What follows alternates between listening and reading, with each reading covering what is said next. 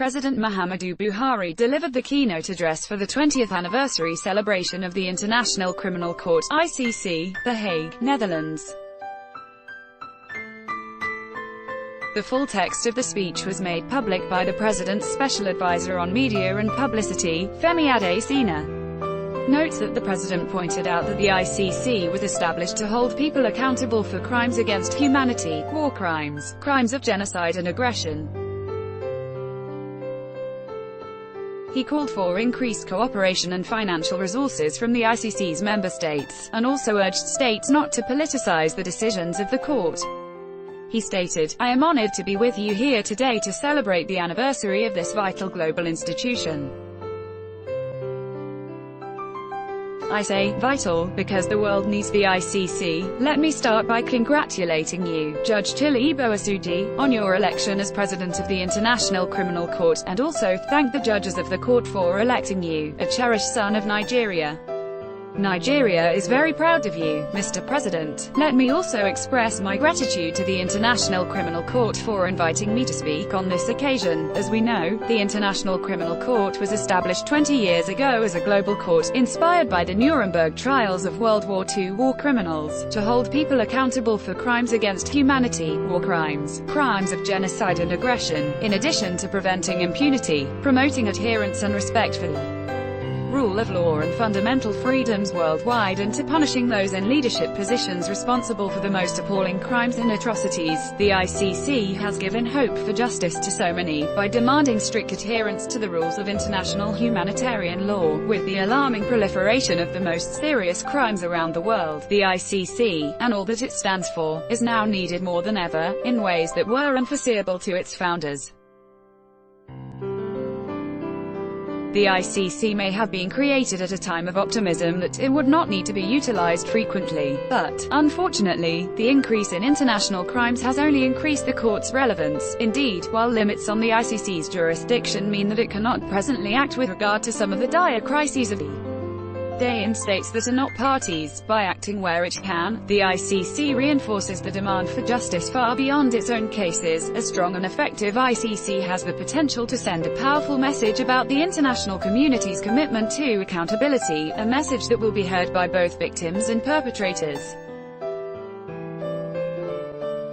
Equally, a strong and effective ICC demonstrates the international community's commitment to the rule of law. A strong and effective ICC can also act as a catalyst for other justice efforts, expanding the reach of accountability.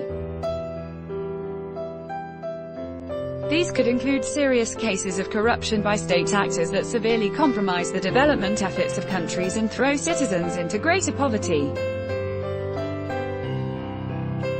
These could also include cases of illicit financial flows where countries are complicit and obstruct repatriation of stolen assets. As the African Union champion on anti-corruption, these are issues dear to my heart. The Rome Statute created more than a court, it created the outline for a system of justice for horrific crimes rooted first in national courts doing their job, and where they fail to do so, the ICC stepping in only as the court of the last resort. The ICC also needs increased cooperation and financial resources from its member states. State parties should express their commitment to increasing efforts in these areas, including pledging concrete assistance. The 20 years of the court's existence have witnessed several challenges, some of which had threatened the very existence of the court itself. Most notable were the withdrawals and threats of withdrawals of membership of the court by some states, as well as accusations of bias in the exercise of the jurisdiction of the court. Thankfully, the court has addressed these challenges in a dignified and commendable way. Nonetheless, the court needs to take on board all constructive criticisms and allay lingering fears and concern through targeted messaging, awareness raising and possible modification of some legal provisions.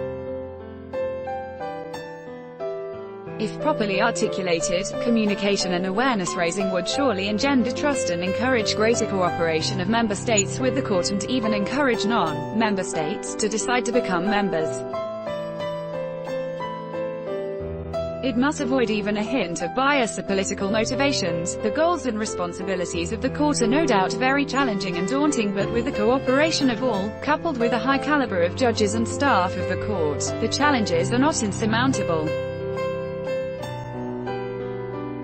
I, therefore, urge all states not to politicize the decisions of the court but to always bear in mind the rationale for the establishment of the court in the first place. I urge all states that have not yet done so to, as a matter of deliberate state policy, accede to the Rome Statute of the International Criminal Court so that it can become a universal treaty. Nigeria has cooperated with, and supported the court at all times.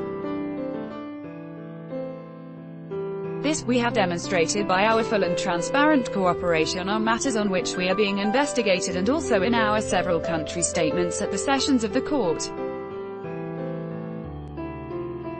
Our cooperation with the court is born out of our strong belief in the respect for the rule of law and human rights, and in our firm commitment to the sanctity of fundamental freedoms at international and domestic levels, as ingrained in the objectives for establishing the court. In conclusion, let me intimate you that Nigeria is preparing to conduct general elections in 2019.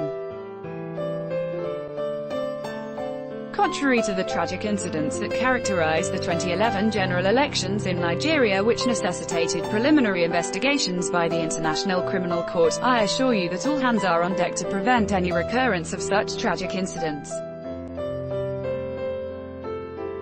We shall do everything possible to ensure that Nigeria witnesses the conduct of free, fair and peaceful elections in 2019. Again, I congratulate the court on its 20th anniversary and wish it continued growth, relevance and success in the years to come in its vital role as a bulwark against man's inhumanity to man. Thank you for your attention. Meanwhile, previously reported that President Muhammadu Buhari's invitation to attend the commemoration of the 20th anniversary of Rome Statute of International Criminal Court (ICC) was said to be unappreciated.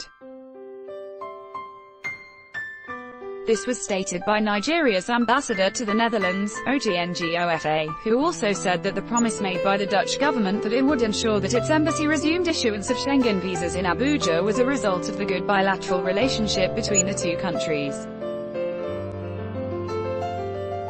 Will God laugh at Buhari in 2019? On Source.